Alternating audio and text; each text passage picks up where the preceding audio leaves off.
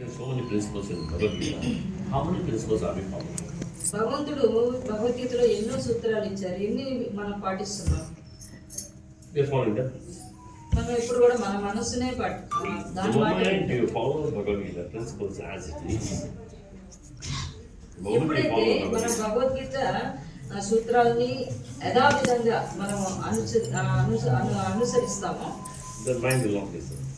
అప్పుడు మనసు ఎటువంటి కలకి చెందదు. Right today, the mind is more powerful than Bhagavad Gita instructions. ఈరోజు భగవద్గీతలో ఉండేటటువంటి సూత్రాలు మనసు ఎంతో గొప్పగా చూపిస్తారు. Mind is giving instructions, Bhagavad Gita is giving instructions. Which one we follow?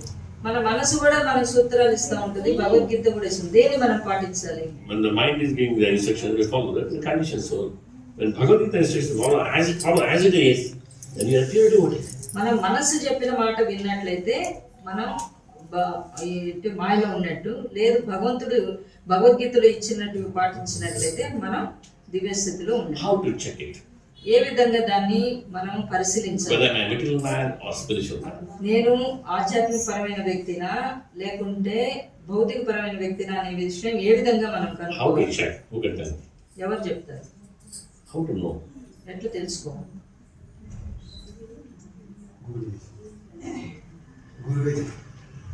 So how to know? We cannot check ourselves. మనల్ని మనమే పరిశీలించుకోవచ్చు.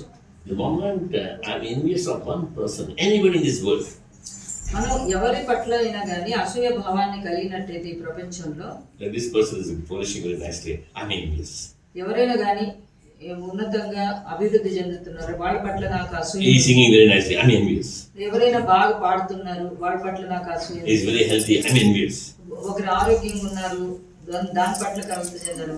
When envy is there means I am still in the material world, I am a material ఈ man. రకమైనటువంటి అసూయ భావం మనలో ఉంది అంటేనే నేను ఈ భౌతిక ప్రపంచానికి సంబంధించిన వ్యక్తిని అని భావించాలి. Everybody has been glorified, I am envious of everybody. Then you are a pure devotee. ప్రతి ఏంటంటే Everybody, they are growing very nice. You are not envious, you are happy about everybody's growth. ప్రతి ఒక్కరు కూడా అభివృద్ధి చెందుతున్నారు అంటే భౌతికంగా In any way, they are growing. చెందుతున్నారు, వాళ్ళ పట్ల మనకి ఎటువంటి అసూయ భావం లేదు అంటే మనం Krishna Chaitanya. Envy is there means we are in the material world. ఈ యొక్క అసూయ భావం ఉంది అంటే మన భౌతిక ప్రపంచానికి సంబంధించిన వ్యక్తులు. No envy means you are in the spiritual world.